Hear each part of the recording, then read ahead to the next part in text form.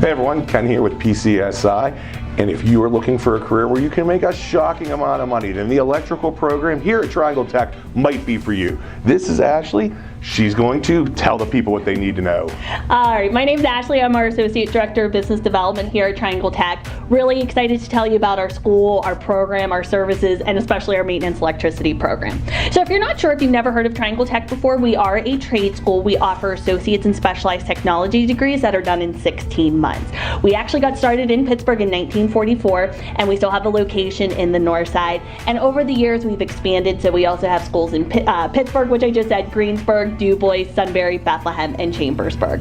We are a nationally accredited school as well with the Accrediting Commission of Career Schools and Colleges, which means your degree will be nationally recognized. So in our maintenance electricity program, our students are learning both maintenance and construction in the areas of residential, commercial, and industrial. Our focus is on what's called programmable logic controllers, which is the future of the field.